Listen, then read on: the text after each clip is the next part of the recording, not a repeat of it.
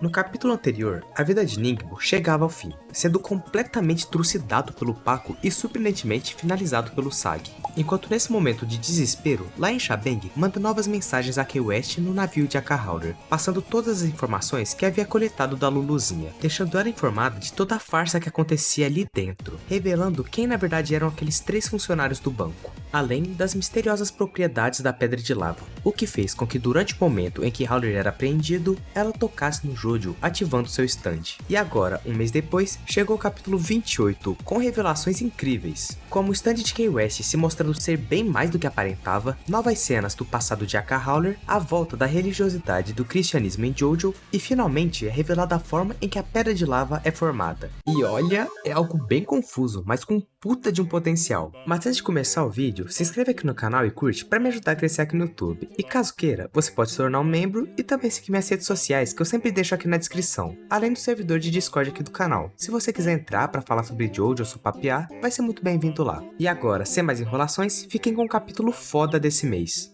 O capítulo começa com Jojo tendo sua perna atacada por várias mãos. O stand de Kay West começa a apertar por todo o seu corpo, como se estivesse procurando algo nele. A Dragona e o Charmman notam que alguma coisa aconteceu, vendo o Jojo ali debaixo das caixas sem conseguir se levantar. Ele se perguntava que força era aquela, vendo que a perna dele estava sangrando. Os agentes do FBI se aproximavam, perguntando o que estava acontecendo ali, mas ninguém estava entendendo nada daquilo. Ele dizia que só tinha tropeçado e não estava conseguindo se levantar, mas aquela desculpa não parecia ter colado muito bem. Os oficiais então tentam tirar as maletas, mas novamente as mãos o atacam com tudo. Elas não iriam deixar ele sair dali por nada. Entre as lacunas, aquelas mãozinhas faziam uma pressão absurda contra seu corpo. Os oficiais já ficavam sem paciência, mandando ele sair logo dali para verificar sua identidade. Então, desesperado, ele chamava por Dragona, revelando a todos que aquele era um ataque de um stand inimigo. Agora, os agentes então perdiam toda a sua paciência, mandando ele se levantar e colocar as mãos pro alto. Ele deveria se levantar dali naquele instante. Caso não escapasse, suas pernas seriam completamente esmagadas. Percebendo então como aquelas mãos apalpavam seu corpo em busca da Pedra de Lava, ele não tem outra opção. Ele toca uma das malas de dinheiro, fazendo seu November Rain surgir lá dentro, explodindo uma das malas e usando as gotas de chuva para tentar atacar o adversário, que deslizava novamente, sumindo entre as lacunas, agora deixando o corpo de Jojo livre. Eles não conseguiram ver o que atacou, mas o inimigo claramente queriam ver como eles reagiriam, descobrindo do que eram capazes. Aquilo não era apenas por estarem na cola de Howler, mas alguém ali sabia sobre o poder da Pedra de Lava. Eles se olham se perguntando quem poderia ser, supondo que foi Akahauler, mas Jojo diz que acha que não seria ele. Se ele soubesse que eles trouxeram aquela pedra para dentro do navio, com toda certeza já os teriam matado. Dragona se pergunta sobre os planos do inimigo, cogitando que já sabiam de sua verdadeira identidade, mas o pior de tudo era que o inimigo teve as informações de que precisava, o formato e o fato de que ela estava com eles. Ele teve que tirar ela do bolso em um momento, o que fez ser gravada pelas câmeras do teto, e eles iriam voltar, dessa vez para tirá-la deles. Mas eles jamais deixariam que a pegasse. Primeiro, eles precisavam fugir daquele corredor. Contanto que Howler não saiba, ele definitivamente iria assinar o contrato para a troca de terras. Mas enquanto isso não acontecesse, eles teriam que se livrar daquele inimigo que estava importunando seus planos. Os oficiais voltavam e novamente pediam a documentação deles. Com isso, Charmman ia e explicavam que eram do Banco Dolphin, entregando suas identidades. A cena então troca para um banheiro luxuoso com uma hidromassagem. Lá dentro, uma mulher pelada dava um grito e saía correndo, vendo que um velho tinha entrado lá dentro. Aquele era o avô de Akahauler em seu passado. O velho chamava ele para algo, abrindo um baú e dizendo que não se importava com a filosofia hedonística de seu neto, contanto que assuma as responsabilidades por si mesmo. Ele amava seu neto, ele era abençoado, não havia nada na vida que ele não pudesse ter. Os Howlers estavam no ápice, com uma vida perfeita, mas ele não poderia perder o verdadeiro significado disso. Uma criança naquela família pode não perceber, ele poderia trilhar a queda.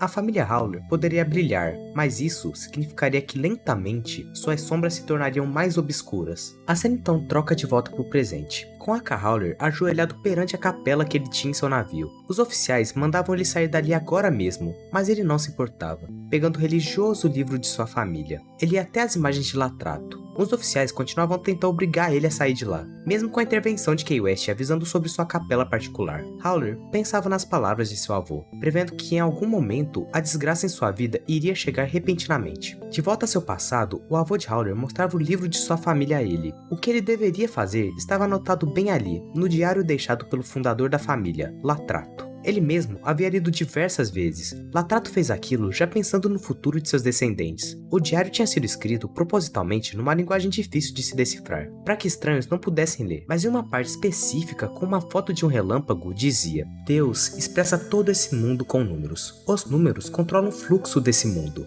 Deus é a lava do Hualalai, com o relâmpago da lua nova, o sopro que jorra da terra, a pegada do relâmpago. Howler não tinha entendido direito, mas com aquele diário ele encontraria novas pedras de lava. Seu avô tinha procurado por toda a vida, mas nunca havia achado. Embora não tenha um mapa, o Latrato escreveu um método para encontrar uma nova. A primeira pedra já havia sido completamente deteriorada. Os Howlers não tinham mais nenhuma, mas no momento de necessidade, ele seria obrigado a conquistá-la novamente. Mas aquilo era como encontrar um cogumelo comestível em meio aos venenosos. Era quase impossível encontrar uma nova. Então, em algum lugar, alguém descobriu sobre sua existência e a encontrou por acaso. E era por esse exato motivo que Aka Howler estava caindo, perdendo suas terras e sua fortuna. Ele então fecha o livro e pega um crucifixo, falando para que West queria levar todas as lembranças de seus ancestrais para fora, mandando ela fazer o seu trabalho e que ele não assinaria a troca de terrenos. Ela diz sim para seu chefe, parecendo mal se importar, e então Howler sai depressa. Ele pega o crucifixo com a imagem de Jesus esculpida e para olhar.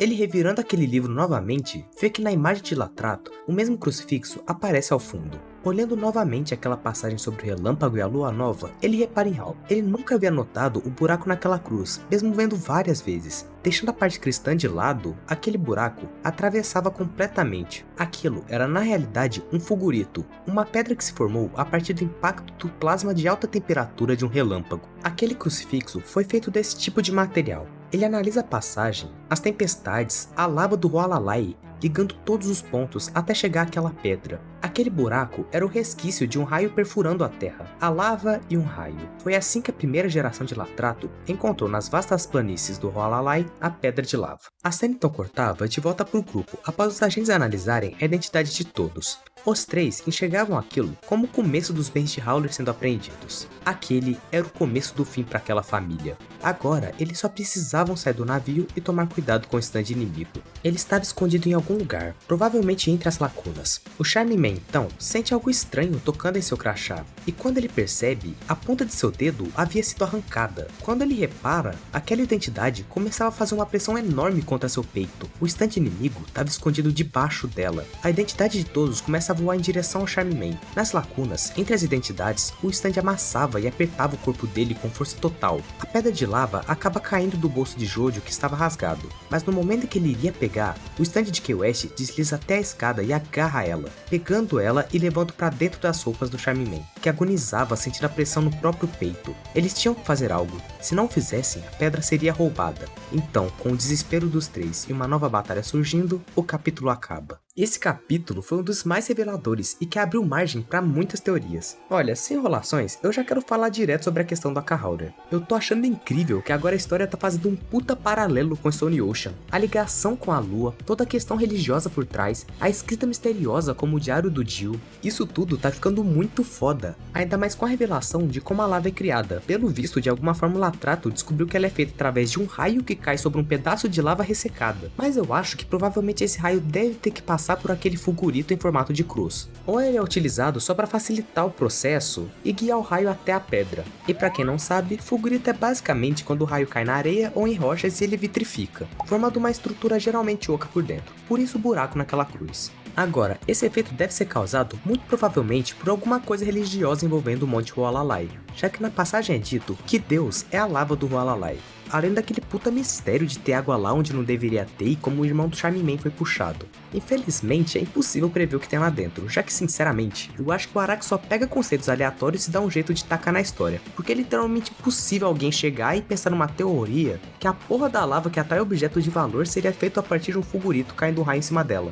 Esse eu ainda achei isso bem incrível, ainda mais que tem toda aquela pegada cristã voltando pra história. Eu particularmente não sou um cara nada religioso, mas cristianismo como um elemento de misticismo na história é uma coisa foda pra caralho. Passa uma imagem de algo sagrado, imaculado, que deixa uma pegada incrível. Mas se for para teorizar algo, eu diria que a lava vai ter alguma propriedade molecular, já que os raios caem ou sobem para cima, já que também existem raios ascendentes, e isso pode ter sim conexões, e isso acontece justamente por conta das diferenças de carga elétrica, positiva e negativa. Ou seja, a atração da lava pode ser devido a alguma coisa com isso. Beleza, eu acho que já falei demais sobre essa parte, então vou rushar mais os outros pontos. Sobre o que tá por vir, eu acho que não vai demorar muito pro Howler descobrir que o grupo tá com a pedra de lava, já que como vimos, a gravação das câmeras pegou o Jojo com ela, e o Aka Howler com toda certeza tem acesso às filmagens. E agora, a Kay West, infelizmente eu acho que é bem capaz dela morrer. Mesmo amando muito ela, pela maneira que ela olhou pro Howler, ela parece muito presunçosa e certa de que consegue fazer tudo sozinha. E eu chuto que isso vai ser a ruína dela, onde eu acho que o Aka Howler vai descobrir sobre a traição e ele mesmo vai dar cabo. E sinceramente, o stand dela é forte pra cacete, ele é bem mais complicadinho do que eu pensei. E pelo visto, ele é um stand automático que a habilidade é atacar o inimigo entre lacunas, que são os espaços vazios. Além dele se comportar como um líquido e carregar objetos. Também se dividir igual ele fez nas identidades e reagrupar seus pedaços que nem um imã. É um stand forte pra cacete que não parece ter muitas fraquezas. E olhando assim, a Kay West tem realmente bastante motivos pra ser bem cheia de si. E além de tudo, essa coisa parece indetectável. Ele provavelmente entrou no grupo no momento que eles se aproximaram do Jojo e nenhum deles notaram. É simplesmente imoral. Beleza, eu acho que eu consegui botar o pau na mesa e explicar tudo que tinha pra dizer. Então muito obrigado por terem assistido até aqui e falou, até o próximo vídeo. Amo vocês.